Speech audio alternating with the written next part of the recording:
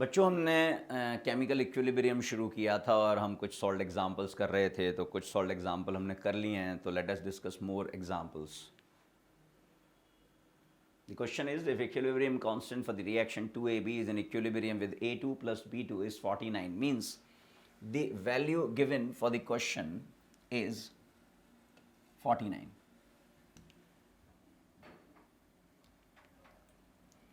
Kc is given 49 here. For what reaction? 2AB is in equilibrium with A2 plus B2. Now, what he is asking about the equilibrium constant of AB, which is in equilibrium with 1 by 2 A2 plus 1 by 2 B2. आपको अगर याद आ रहा हो तो हमने जब characteristic of equilibrium constant पढ़ा था तो हमने कहा था कि इक्विलिब्रियम कांस्टेंट के जो है वो रिएक्शन के कॉफिशिएंट पर भी डिपेंड करता है. जब हम किसी रिएक्शन में 2 से डिवाइड करते हैं तो इक्विलिब्रियम कांस्टेंट का स्क्वायर रूट हो जाता है. Same thing is applied here. हम देख रहे हैं कि इस रिएक्शन में जब मैंने 2 से डिवाइड किया है तो जो के की वैल्यू होगी वो क्या हो जाएगी, इस वाले के रूट के बराबर हो जाएगी. मीन्स इसका जो के सी डैश होगा that will be equal to root over K C और रूट ओवर 49 और 7. So this is the answer of the question, hence option number A will be your answer. Characteristic property of K बहुत important है, इन पर based directly questions बनते हैं जैसा आपके सामने दे रखा है.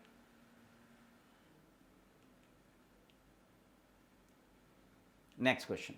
2NO2 gives us 2NO plus O2. इसके लिए Kc की वैल्यू हमें दे रखी है 1.8 इंटू 10⁻⁶ एट 185 डिग्री सेल्सियस. अब at 185 degree Celsius the value of Kc dash for the reaction पहली क्या दे रखी है बच्चों? पहली रिएक्शन दे रखी है 2NO2 gives us 2NO plus O2. 2NO2 gives us 2NO plus O2. और इसके लिए Kc क्या दे रखा है जी? इसके लिए Kc दे रखा है 1.8 इंटू 10⁻⁻⁶. अच्छी बात है. टेम्परेचर में कोई चेंज नहीं किया है, वो नया हमसे पूछ रहा है किसके लिए? NO plus 1/2 O2 gives us, is in equilibrium with NO2. This is 1/2 O2. हम इस रिएक्शन को सबसे पहले ध्यान से देखें, जो पहली रिएक्शन हमारे पास है जिसके लिए हमें Kc का वैल्यू दे रखा है, और उसके बाद हम ऑब्जर्व करें दूसरी रिएक्शन को जिसके लिए हमें Kc की वैल्यू फाइंड आउट करनी है. हम क्या कर रहे हैं, हम क्या देख पा रहे हैं? हम देख पा रहे हैं कि सबसे पहले तो ये रिएक्शन को क्या किया हुआ है, 2 से डिवाइड किया हुआ है. सबसे पहले इस रिएक्शन को 2 से डिवाइड किया हुआ है और उसके बाद इस रिएक्शन को पलट दिया है, और इसके बाद इस रिएक्शन को क्या कर दिया, पलट दिया है, मतलब रिवर्स कर दिया है. मतलब दो कैरेक्टरिस्टिक प्रॉपर्टीज यहां पर यूज हो रही हैं. कितनी कैरेक्टरिस्टिक प्रॉपर्टी यूज हो रही हैं? 2 कैरेक्टरिस्टिक प्रॉपर्टी यूज हो रही हैं. कैसे? सबसे पहले उन्होंने क्या किया, सबसे पहले उन्होंने इस रिएक्शन को 2 से डिवाइड किया. इस रिएक्शन को जब मैं 2 से डिवाइड करूंगा तो मुझे क्या मिलेगा? मुझे मिलेगा NO2 is in equilibrium with NO plus 1/2 O2. हाँ सर, 2 से डिवाइड करने पर तो यही इक्वेशन मिल रही है. तो बेटा जब हम रिएक्शन को 2 से डिवाइड करते हैं तो नया वाला K पुराने वाले K के रूट के बराबर हो जाता है. मतलब इसके लिए जो मेरे पास नया K आएगा वो K क्या आएगा? रूट ओवर 1.8 इंटू 10⁻⁻⁶. हाँ सर, यही आएगा. अब क्या किया हमने? अब इस रिएक्शन को हमने पलट दिया, यानी कि रिवर्स कर दिया. रिवर्स करने पर मुझे क्या मिला? NO plus 1/2 O2 which is an equilibrium with NO2. हम सभी जानते हैं कि जब रिएक्शन को बैकवर्ड डायरेक्शन में ले जाया जाता है तो एक फॉर्मूला हमारे पास है, K forward is equal to 1/K backward.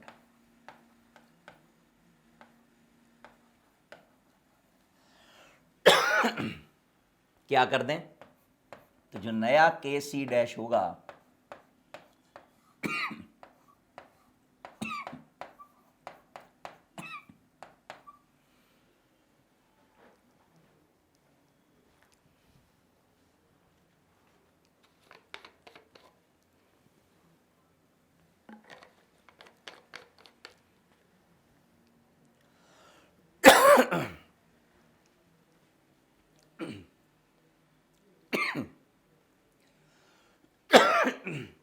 Kc dash is equal to 1 upon root over 1.8 into 10 raised to power minus 6. So this will be your answer. When you solve this, you will get your answer, बच्चों.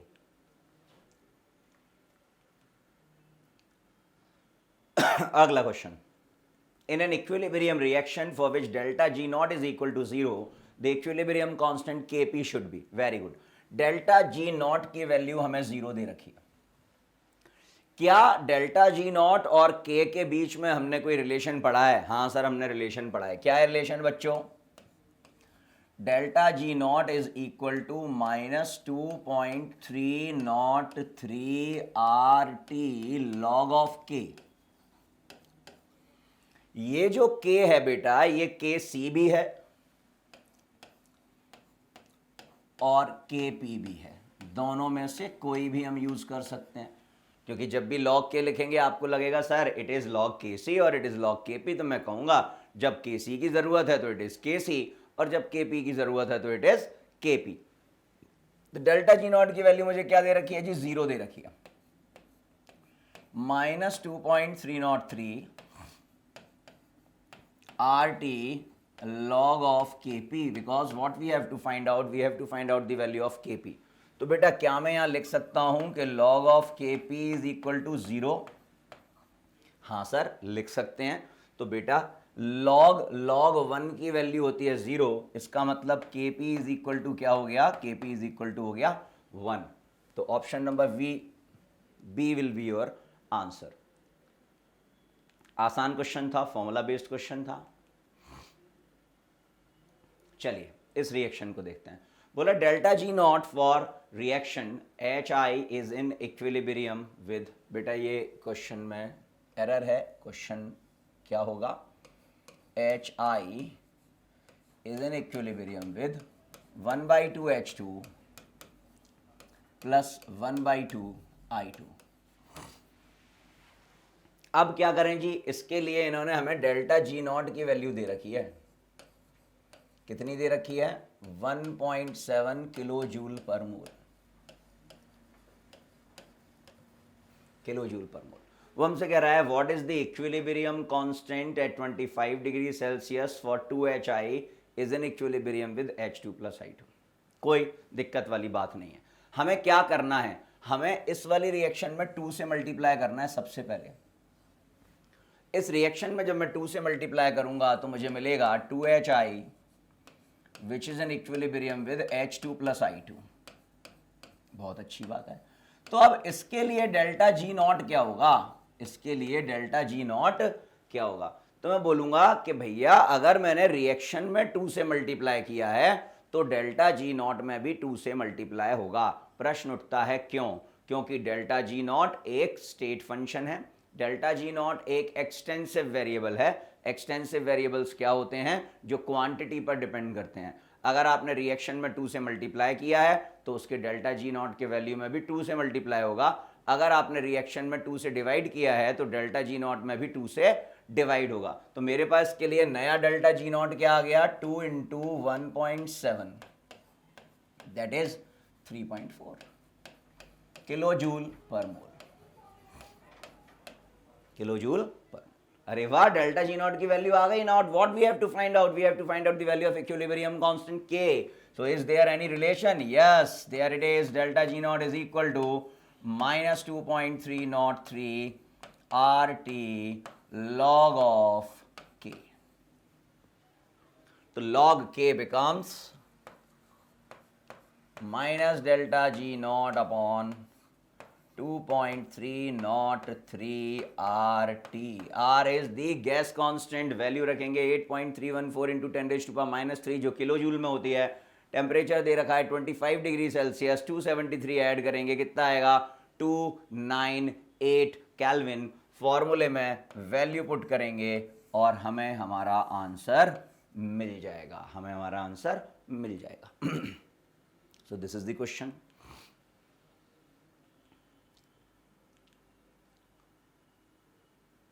ये बड़ा मजेदार question है, बहुत ही प्यारा question है। क्या कह रहा है ये क्वेश्चन? ये क्वेश्चन कह रहा है कि अगर इस रिएक्शन के लिए, किस रिएक्शन के लिए, A gas plus B gas gives us 2C gas, इसके लिए मुझे Kc की वैल्यू दे रखी है 3। कितने टेम्परेचर पर? 400 केल्विन टेम्परेचर पर। बोल रहा है अगर एक्सपेरिमेंट में हमने ए के ए मोल्स को बी के 3 मोल्स के साथ रिएक्ट करवाया एक 1 लीटर के फ्लास्क में, 1 लीटर के वेसल में, तो इक्विलिब्रियम पर सी के 3 मोल बने। वो बोल रहा है बताओ ए की वैल्यू क्या होगी। देना कितना आसान प्रश्न है, मैं रिएक्शन लिख रहा हूं। A plus B is in equilibrium with 2C। ठीक है, ए के कितने मोल? ए, बी के कितने? 3। उस वक्त सी के कितने मोल्स हैं? 0। वही इनिशियल मोल वाला फंडा। इक्विलिब्रियम पर ये क्या होगा? a माइनस एक्स, बी क्या होगा? 3 माइनस एक्स। अगेन याद रखना है whatever the number of moles are given, the decomposition of reactant and the formation of product always take place through their stoichiometric coefficient. So the stoichiometric coefficient of B is 1. That's why it is 3 minus x. And what are the number of moles of C at equilibrium? They are 2x. Now these are the moles at equilibrium of C, that is 2x. And equilibrium पर C के कितने moles बन रहे हैं? 3 moles बन रहे हैं। सी के कितने मोल्स बन रहे हैं?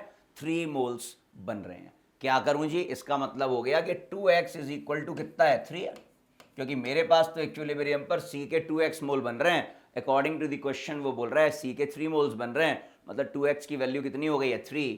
तो x की वैल्यू कितनी हो गई है जी? 1.5। तो x की वैल्यू आ गई मेरे पास 1.5। x की वैल्यू 1.5 है जी, यहां रख देते हैं। a माइनस 1.5, 3 माइनस 1.5, और ये तो मेरे पास 3 है ही। तो ये कितना आया बच्चों? ये आया a माइनस 1.5, ये आया 1.5, और ये आया 3। ये है मेरे पास moles. These are the moles we have. Active mass क्या होगा?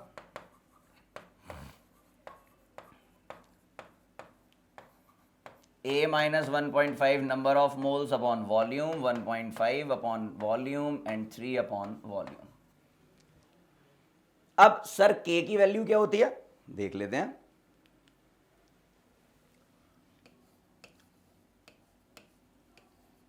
concentration of C का square upon concentration of A into concentration of B according to the question. K की वैल्यू उन्होंने मुझे क्या दे रखी है? K की वैल्यू उन्होंने मुझे दे रखी है कितनी? 3। K की वैल्यू है मेरे पास 3। A के एक्टिव मास है A माइनस 1.5, B का एक्टिव मास है 1.5, C का एक्टिव मास है 3। वैल्यू पुट करते हैं। K की वैल्यू 3, इट इज 3 का square, it is a minus 1.5 and it is 1.5। Solve करते हैं।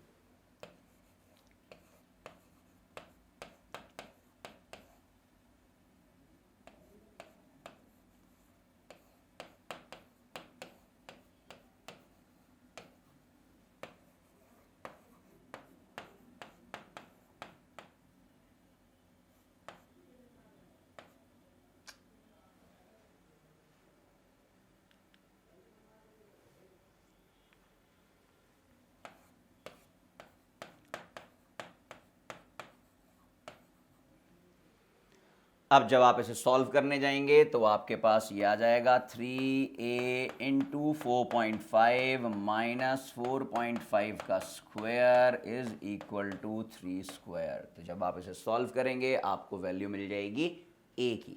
तो यहाँ से मुझे क्या कैलकुलेट करने को मिल गया? a, और यही उसने मुझसे पूछा है कि what will be the value of a। तो बेटा आपको अब तक जो बात समझ में आ रही होगी वो ये है कि जब भी आप केमिकल इक्विलिब्रियम के क्वेश्चन सॉल्व करेंगे तो आपको केवल और केवल क्या करना है? रिप्रेजेंटेशन में वैल्यू पुट करनी है और आप देखेंगे कि आसानी से आप अपने आंसर्स को कैलकुलेट कर पा रहे हैं। ये क्वेश्चन बोला for the reaction A B is in equilibrium with A gas plus B gas, A B is 33% dissociated at a total pressure of P, then. तो ये हमसे कह रहा है कि बताओ रिलेशन के पी और पी के बीच में क्या होगा, कब, जब ए बी 33% डिसोसिएट हो रहा है। तो मुझे के पी की ओर जाना पड़ेगा। देखें जरा क्या करेंगे हम। मेरे पास है reaction A B which is in equilibrium with A plus B, A plus B.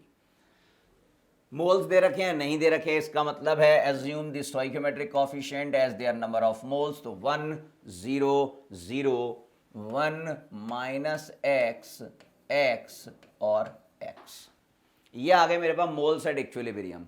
अब वो मुझसे क्या बोल रहा है कि ए बी 33% डिसोसिएट हो रहा है, 33% डिसोसिएट हो रहा है, तो मैं बोल सकता हूं कि 1/3 डिसोसिएट हो रहा है, बिकॉज 1/3 इज 33%। तो 1 माइनस 1/3, ये आया 1/3, ये आया 1/3, ये मेरे पास आया 2/3, ये मेरे पास आया 1/3, ये मेरे पास आया 1/3। तो these are the moles we have at equilibrium, moles at equilibrium। अब याद करो मोल्स एट इक्विलिब्रियम के बाद जब हम कैलकुलेट करते हैं Kp, तो हमें क्या कैलकुलेट करना होता है, हमें कैलकुलेट करना होता है मोल फ्रैक्शन। और मोल फ्रैक्शन कैलकुलेट करने के लिए हमें चाहिए total number of moles at equilibrium. तो देखिए जरा, total number of moles at equilibrium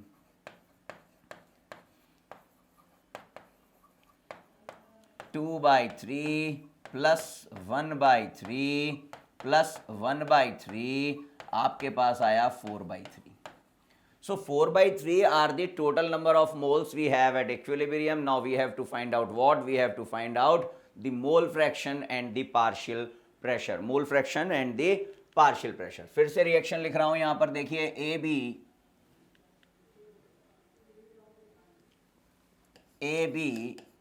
is in equilibrium with A plus B. यहां पर मेरे पास मोल्स थे 2/3, यहां मेरे पास मोल थे 1/3, यहां मेरे पास मोल थे 1/3।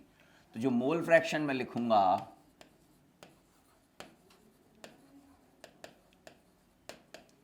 वो लिखूंगा 2/3 अपॉन 4/3, 1/3 अपॉन 4/3, 1/3 अपॉन 4/3। ये कितना आएगा मेरे पास, ये मेरे पास आएगा 1/2, ये मेरे पास आएगा 1/4, ये भी मेरे पास आएगा 1/4। This is the value of mole fraction. Now partial pressure. So partial pressure becomes 1/2 into total pressure P, 1/4 into total pressure P, 1/4 into total pressure P। Partial pressure आ गया। अब इसके लिए Kp कैसे लिखेंगे भाई? Kp इज इक्वल टू होगा partial pressure of A into partial pressure of B upon partial pressure of AB। Value put कर देते हैं। Partial pressure of A is 1/4 P, partial pressure of B is also 1/4 P, और partial pressure of AB is 1/2 P। अच्छी बात है, solve कर लेते हैं। कितना आएगा बेटा? Kp इज इक्वल टू आएगा P² अपॉन 16 अपॉन P/2, मतलब मेरे पास आया ये P/8। तो Kp इज इक्वल टू मेरे पास आ रहा है P/8। देखें, is there any relation? Yes it is. Kp is equal to P/8, यानी कि P is equal to 8 Kp। So it is your answer. Question इस तरह के भी काफ़ी इजी होते हैं और हमें बार बार उसी सीक्वेंस को फॉलो करना है, उसी कॉन्सेप्ट को फॉलो करना है जो हमने सीखा था कैलकुलेशन ऑफ इक्विलिब्रियम कांस्टेंट के। तो मुझे लगता है कि ये सोल्यूशन आपके समझ में आ गया होगा। चलिए, बोला total pressure observed at equilibrium in the dissociation of solid ammonium carbonate at a certain temperature is 2, the equilibrium constant Kp is. बोला टोटल प्रेशर है अमोनियम कार्बामेट के लिए 2, तो बताइए इक्विलिब्रियम कांस्टेंट Kp क्या होगा। चलिए देखते हैं। Ammonium carbamate NH4COONH2 COONH2। अब ये फॉर्मूला मुझे पता होना चाहिए, क्योंकि अगर ये फॉर्मूला मुझे पता है तभी मैं क्वेश्चन को सॉल्व कर पाऊंगा, और एल्स नहीं कर पाऊंगा। नॉर्मली क्वेश्चन में मुझे रिएक्शन दे रखी होती है, लेकिन यहाँ उन्होंने मुझे नहीं दे रखी है, तो रिएक्शन मुझे बनानी पड़ेगी। अब जब मैं रिएक्शन बनाऊंगा तो मुझे पता है this ammonium carbamate is solid, it is decomposed into 2NH3 plus CO2। तो NH3 is a gas, CO2 is a gas again।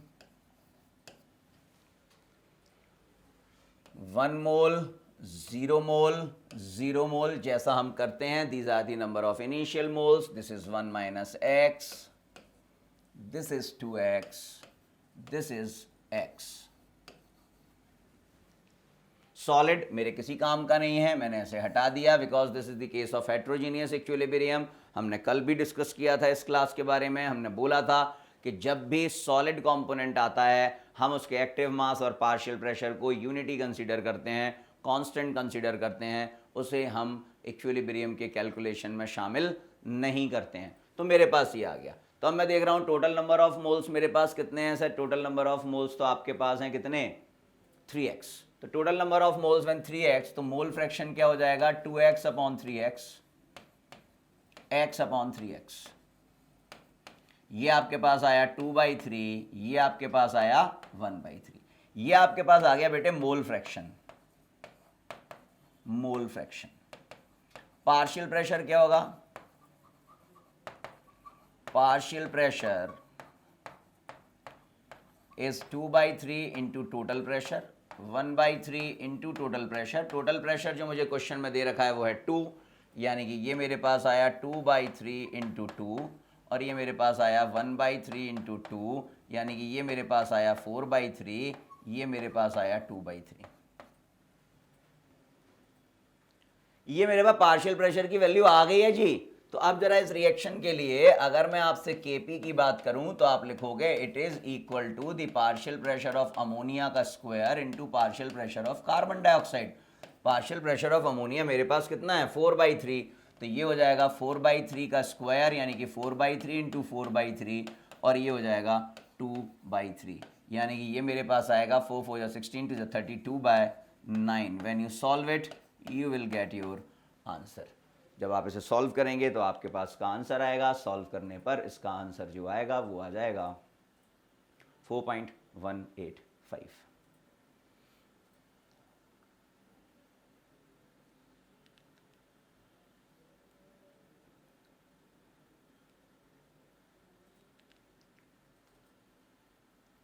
factors which change the state of equilibrium, that is the Le Chatelier principle।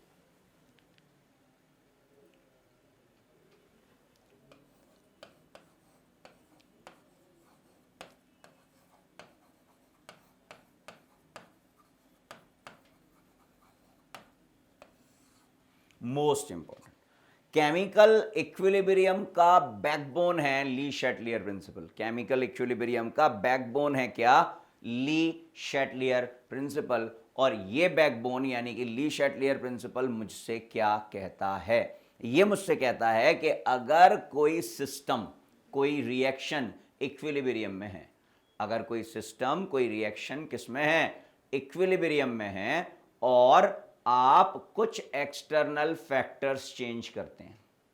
Sir external factor change करते हैं का मतलब क्या है, तो मैं कहूँगा एक्सटर्नल फैक्टर चेंज करते हैं मतलब कॉन्सेंट्रेशन चेंज करते हैं, टेम्परेचर चेंज करते हैं, प्रेशर चेंज करते हैं, वॉल्यूम चेंज करते हैं, then equilibrium will get disturbed. Equilibrium क्या हो जाता है, बिगड़ जाता है। लेकिन हम चाहते हैं कि इक्विलिब्रियम बना रहे, तो we want to re-establish it. तो फॉर इट्स रीएस्टेब्लिशमेंट इक्विलिब्रियम और reaction will shift in that direction where the effect of those change condition are minimum। तो जब मैं रिएक्शन को या इक्विलिब्रियम को रीएस्टेब्लिश करना चाहता हूं तो रिएक्शन या इक्विलिब्रियम उस डायरेक्शन में शिफ्ट होता है जहां पर चेंज्ड कंडीशन का इफेक्ट मिनिमम होता है, जहां पर चेंज कंडीशन का इफेक्ट क्या होता है, मिनिमम होता है। ली शैटलियर प्रिंसिपल हमसे यही कह रहा है, ये हमसे कह रहा है this explain the effect of the changes in concentration, temperature, pressure on the state of system in equilibrium. When a system is subjected to a change in one of these factors, the equilibrium gets disturbed and the system readjusts itself until it returns to equilibrium. The generalization is known as Lee Chatelier principle and it may be stated as, जिसके बारे में मैंने आपसे बात की, change in any of the factor that determine the equilibrium condition of a system will shift the equilibrium in such a manner to reduce or to counteract the effect of the change। मैं फिर से repeat कर रहा हूं, statement मुझसे क्या कह रहा है कि अगर मैं कोई एक्सटर्नल फैक्टर चेंज करता हूं जैसे concentration, temperature, pressure, volume etcetera, तो इक्विलिब्रियम डिस्टर्ब होता है, अपने आप को रीएडजस्ट करना चाहता है, रीएस्टेब्लिश करना चाहता है। उसके लिए इक्विलिब्रियम या रिएक्शन को उस डायरेक्शन में शिफ्ट होना पड़ता है जहां पर उन चेंज कंडीशन का इफेक्ट मिनिमम होता है। This is the statement. This is applicable to all physical and chemical equilibria. Le Chatelier principle केवल केमिकल इक्विलिब्रियम के लिए ही नहीं, फिजिकल इक्विलिब्रियम के लिए भी एप्लीकेबल है। Effect of change of concentration बहुत ध्यान से समझने की जरूरत है। यह हमसे क्या कह रहा है कि अगर कोई रिएक्शन इक्विलिब्रियम में है, अगर कोई रिएक्शन इक्विलिब्रियम में है और मैं कॉन्सेंट्रेशन को चेंज कर रहा हूं, और मैं किसे चेंज कर रहा हूं, कॉन्सेंट्रेशन को चेंज कर रहा हूं। अब आप बोलोगे सर किसके कॉन्सेंट्रेशन को चेंज कर रहा हूं, इसी बात को हमें यहां पर समझना है, समझेंगे जरा। मेरे पास है A plus B which is an equilibrium with C plus D। बहुत ध्यान से समझिएगा, ये है मेरे पास रिएक्टेंट्स, ये है मेरे पास रिएक्टेंट्स A और B, दोनों ही रिएक्टेंट्स है ना। ये है मेरे पास प्रोडक्ट C और D।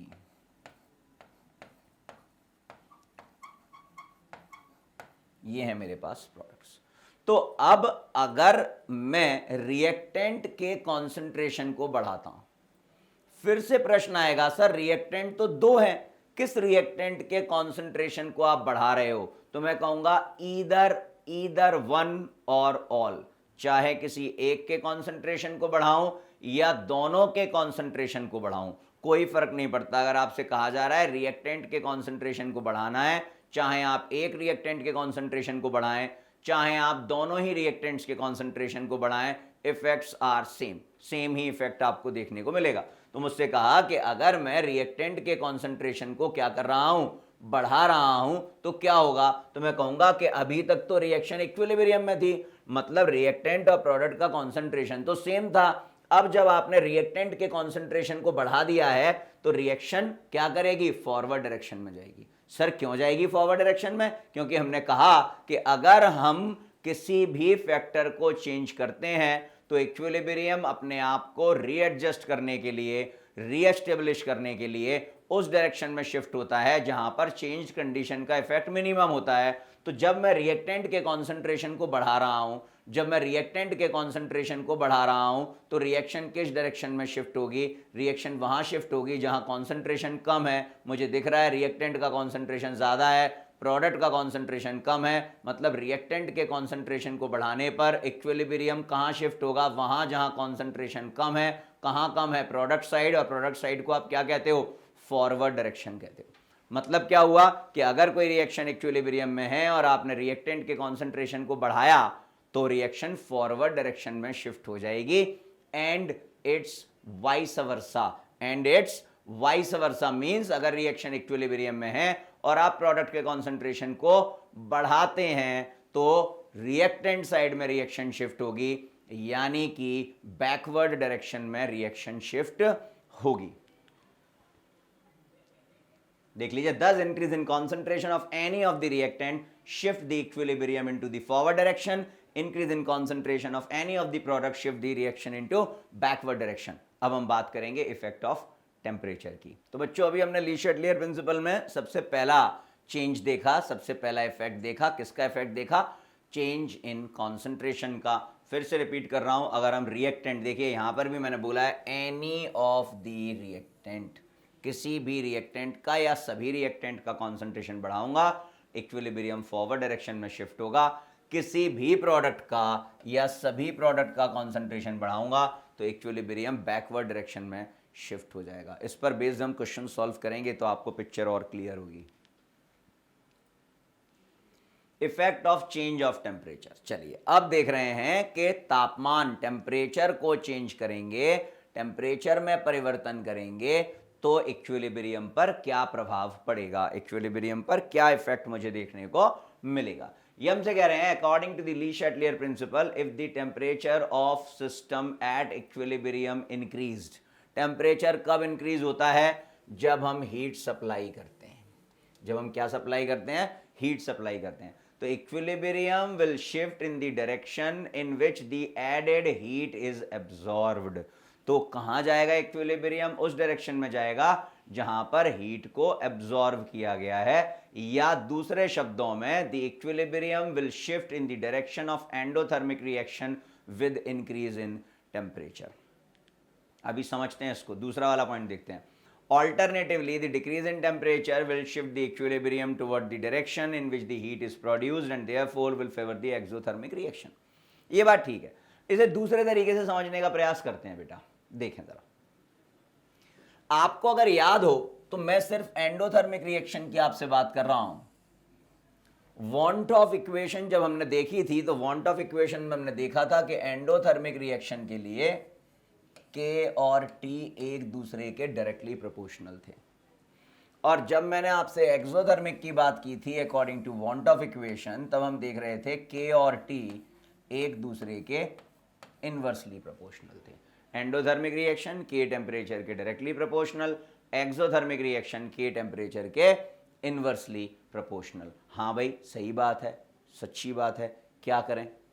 तो अब आप समझो कि जब मैं इस केस की बात कर रहा हूं एंडोथर्मिक रिएक्शन के केस की, और एंडोथर्मिक रिएक्शन के केस में मैं क्या बोल रहा हूं कि के टेम्परेचर के क्या है, डायरेक्टली प्रोपोर्शनल है। मतलब क्या कि अगर मैं टेम्परेचर बढ़ाऊंगा तो के का वैल्यू बढ़ेगा क्या, हां सर बढ़ेगा।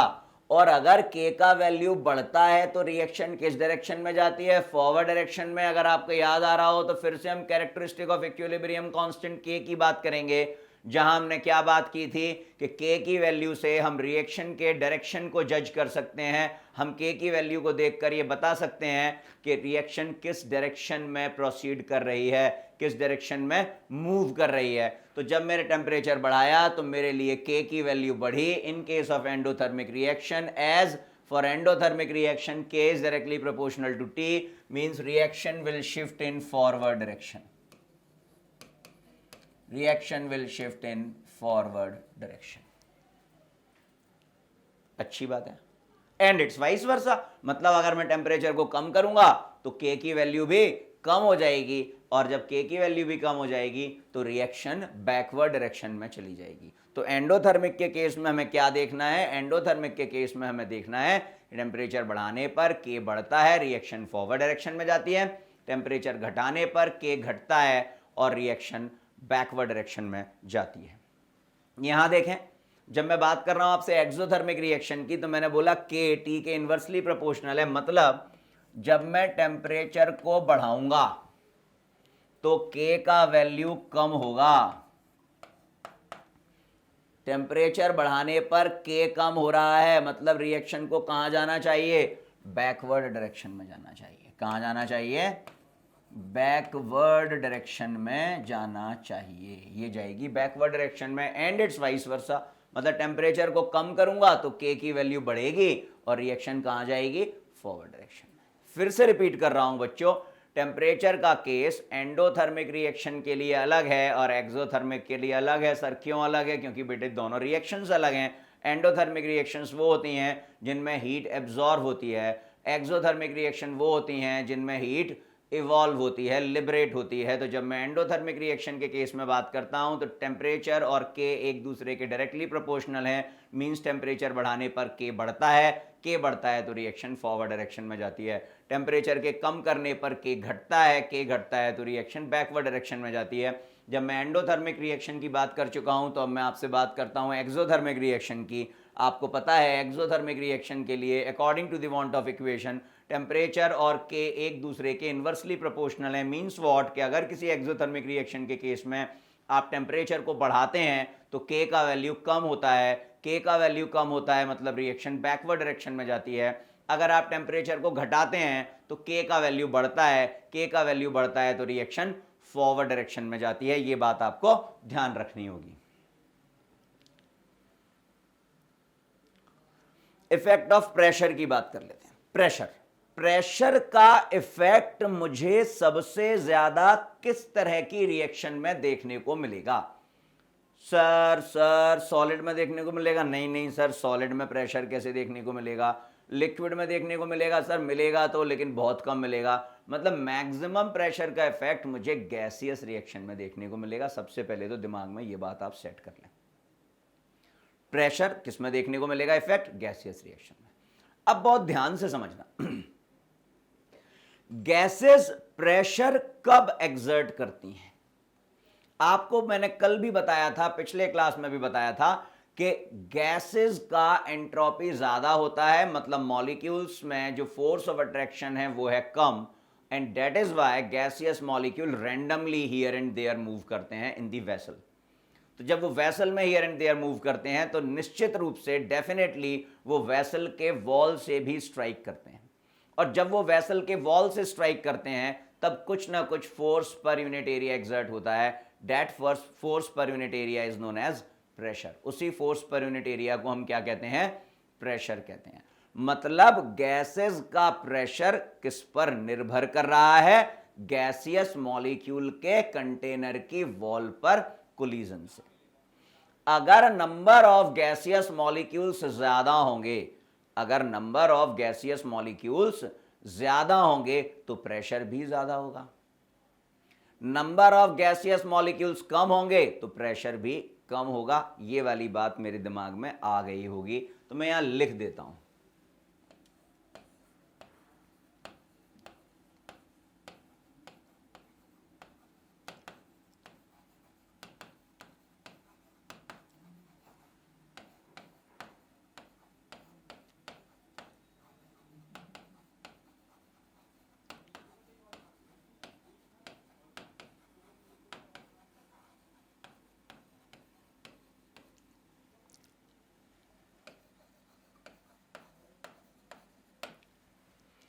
Pressure is directly proportional to the number of gaseous moles. Pressure number of gaseous moles के क्या हैं?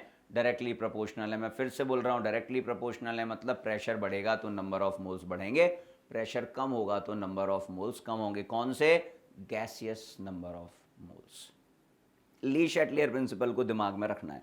ली शैटलियर प्रिंसिपल क्या कहता है? ली शैटलियर प्रिंसिपल हमसे कहता है कि अगर आप कोई कंडीशन चेंज कर रहे हैं तो इक्विलिब्रियम डिस्टर्ब हो जाएगा, और इक्विलिब्रियम अपने आप को रीएस्टेब्लिश करने के लिए, रीएडजस्ट करने के लिए उस डायरेक्शन में शिफ्ट होगा जहां पर चेंज कंडीशन का इफेक्ट क्या होता है? मिनिमम होता है। जहां पर चेंज कंडीशन का इफेक्ट क्या होता है? मिनिमम होता है। तो मैं बोल रहा हूं the effect of pressure depend upon the number of moles of reactant and product involve in a particular reaction. कौन से mole? Number of gaseous moles. Number of gaseous moles किस पर डिपेंड करेगा? नंबर ऑफ गैसियस मोल्स पर depend करेगा।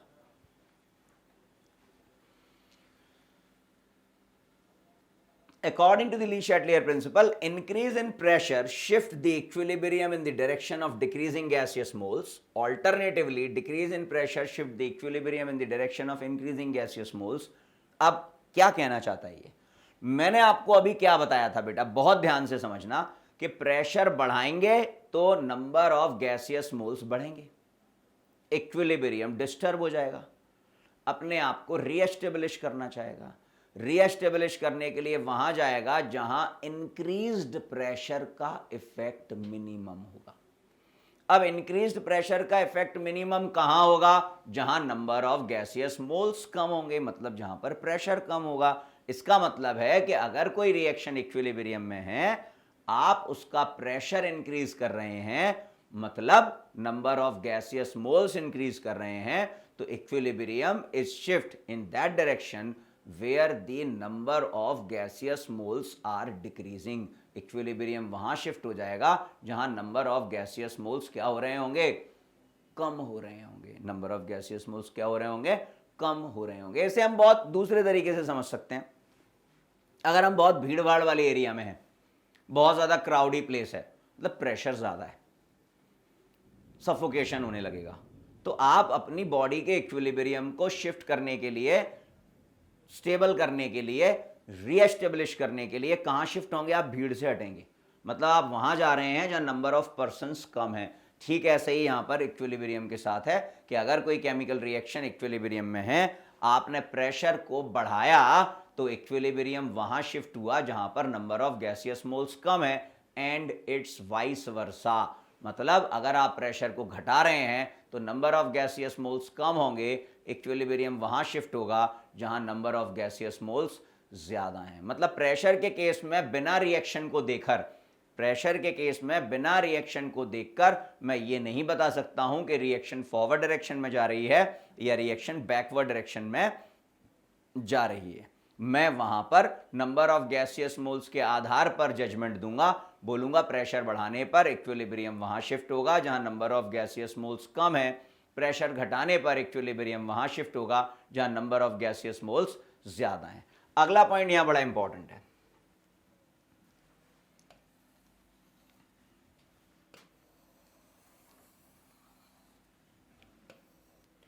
Means अगर delta N की value zero है, if delta N is equal to zero, शायद आप भूल रहे होंगे, बता देता हूं डेल्टा एन क्या है। डेल्टा एन है change in number of gaseous moles. आपको बताया था number of gaseous moles of product minus number of gaseous moles of reactant. तो अगर डेल्टा एन की वैल्यू जीरो है, इसका मतलब रिएक्टेंट साइड में और प्रोडक्ट साइड में नंबर ऑफ गैसियस मोल्स बराबर हैं। और अगर रिएक्टेंट और प्रोडक्ट साइड में नंबर ऑफ गैसियस मोल्स बराबर होंगे, then what will happen, there will be no effect of pressure at equilibrium. प्रेशर का कोई भी प्रभाव नहीं होगा। देखिए, increase in pressure shift the equilibrium in the direction of decreasing gaseous moles, decrease in pressure shift the equilibrium in the direction of increasing gaseous moles. Effect of volume, effect of volume की बात करूं तो आप सभी जानते हैं बेटे,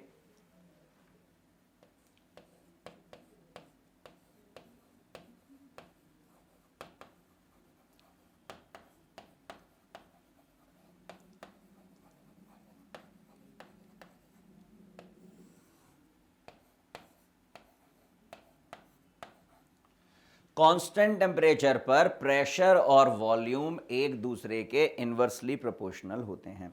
अगर टेम्परेचर कांस्टेंट है तो प्रेशर और वॉल्यूम एक दूसरे के क्या हैं, इनवर्सली प्रोपोर्शनल। मतलब जो केस अभी कुछ देर पहले हमने प्रेशर के लिए देखा, वॉल्यूम के लिए वही केस जस्ट ऑपोजिट हो जाएगा, जस्ट ऑपोजिट हो जाएगा। मतलब प्रेशर बढ़ाने पर इक्विलिब्रियम वहां शिफ्ट हो रहा था जहां नंबर ऑफ गैसियस मोल्स कम थे, तो वॉल्यूम बढ़ाने पर इक्विलिब्रियम वहां शिफ्ट होगा जहां नंबर ऑफ गैसियस मोल्स ज्यादा होंगे। या प्रेशर घटाने पर इक्विलिब्रियम वहां शिफ्ट हो रहा था जहां नंबर ऑफ गैसियस मोल्स ज्यादा हैं, तो वॉल्यूम घटाने पर इक्विलिब्रियम वहां शिफ्ट होगा जहां पर नंबर ऑफ गैसियस मोल्स कम हैं। We know that increase in pressure means decrease in volume, so the effect of change of volume will be exactly reverse to that of pressure, जो बात मैंने आपसे अभी की। Thus, decreasing the volume of mixture of gas at equilibrium shift the equilibrium in the direction of decreasing gaseous moles, while increase the volume shift the equilibrium in the direction of increasing gaseous moles. Same. Catalyst, catalyst के बारे में हमने कल भी चर्चा की थी, पिछले क्लास में चर्चा की थी, जिसमें मैंने बोला था कि कैटलिस्ट का इक्विलिब्रियम पर कोई फर्क नहीं पड़ता है।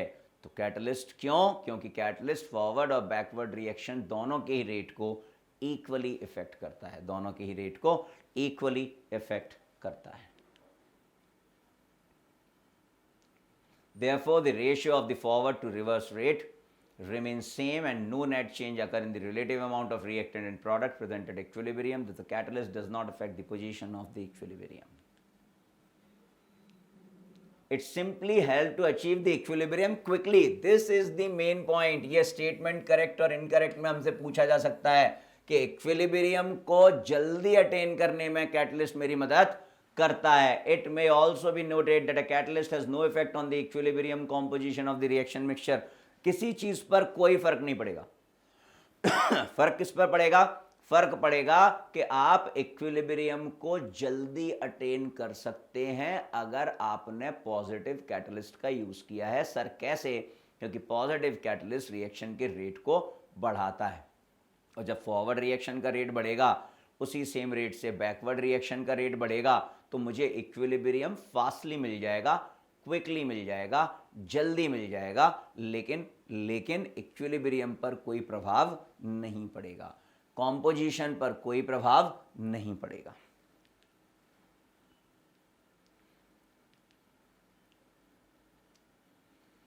Effect of addition of inert gas. बेटा आप समझना, addition of inert gas, inert gas मतलब helium, neon, argon, krypton, xenon, radon, मतलब वो जो आपस में रिएक्शन नहीं करते हैं, वो जो आपस में रिएक्शन नहीं करते हैं, है ना। तो जब मैं इनर्ट गैस को ऐड करूंगा इक्विलिब्रियम में, तो वी हैव टू केसेस, हमारे पास दो केसेस हैं कि मैं कांस्टेंट प्रेशर पर ऐड करूं कि मैं कांस्टेंट वॉल्यूम पर ऐड करूं। मतलब मैं दो केसेस में एडिशन ऑफ इनर्ट गैस का इफेक्ट इक्विलिब्रियम पर देखूंगा। पहला केस क्या है? पहला केस है एट कांस्टेंट वॉल्यूम और दूसरा केस है at constant pressure. The addition of inert gas like helium, neon, etc. has the following effect of the equilibrium depending upon the condition. What are the condition? Addition of inert gas at constant volume.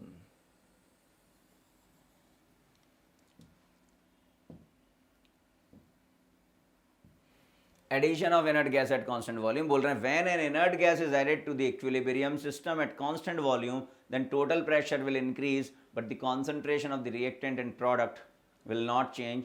Hence, under these conditions, there will be no effect on the equilibrium. तो जब मैं constant volume पर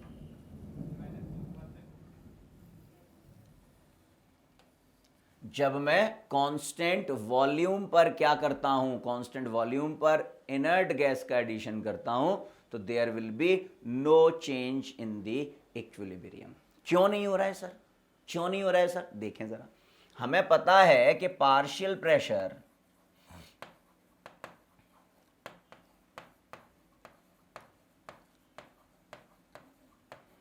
is equal to mole fraction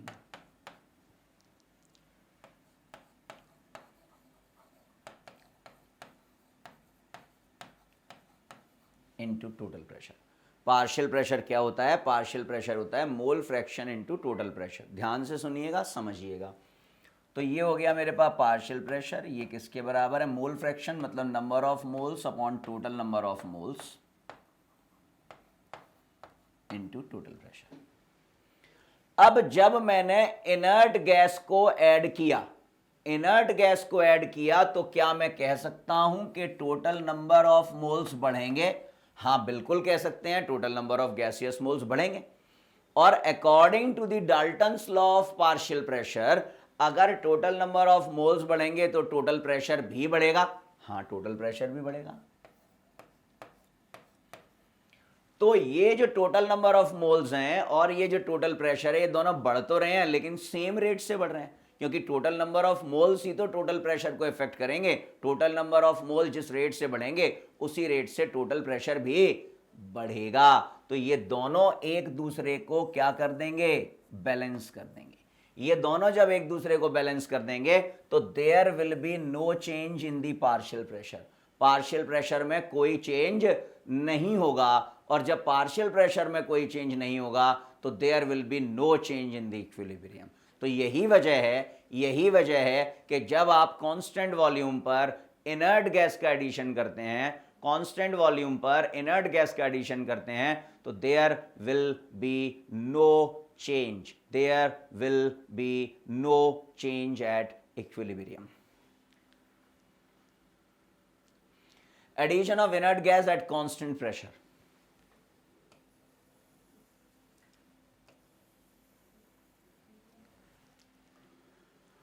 क्या देखें भाई, जब inert gas को equilibrium पर कांस्टेंट प्रेशर पर क्या करते हैं, ऐड करते हैं, तो वॉल्यूम बढ़ जाता है। As a result the number of moles per unit volume of various reactant and product will decrease, hence equilibrium will shift in the direction where number of gaseous moles are increases। इसे हम समझते हैं फिर से वही, partial pressure, number of moles upon total number of moles, that is mole fraction into total pressure, into total pressure। अब मैंने क्या बोला है जी, प्रेशर क्या है, प्रेशर है कांस्टेंट, प्रेशर कांस्टेंट है, तो ये तो हो गया जी कांस्टेंट।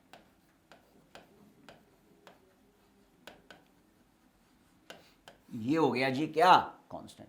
अब अगर ये कांस्टेंट है तो मैं क्या देख रहा हूं, लेकिन भैया नंबर ऑफ टोटल मोल्स तो बढ़ रहे हैं, क्योंकि इनर्ट गैस का एडिशन कर रहा हूं, इनर्ट गैस का एडिशन कर रहा हूं, तो टोटल नंबर ऑफ मोल्स क्या हो रहे हैं, टोटल नंबर ऑफ मोल्स बढ़ रहे हैं। तो टोटल नंबर ऑफ मोल्स बढ़ने से ये पार्शियल प्रेशर क्या हो रहा है, कम हो रहा है, because total number of moles and partial pressure both are inversely proportional to each other, दोनों एक दूसरे के क्या हैं, इनवर्सली प्रोपोर्शनल है ना। तो total number of gaseous moles बढ़े, उससे पार्शियल प्रेशर क्या हो गया, उससे पार्शियल प्रेशर हो गया कम, पार्शियल प्रेशर हो गया कम।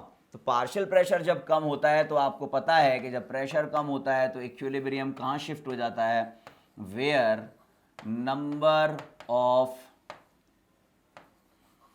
गैसियस मोल्स इंक्रीजेस,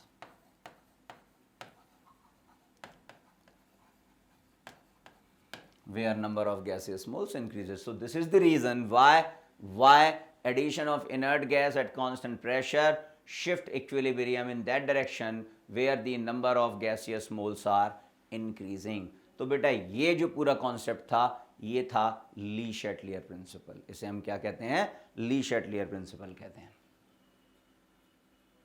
देखिए, addition of an inert gas when V is equal to constant, then no effect on the equilibrium।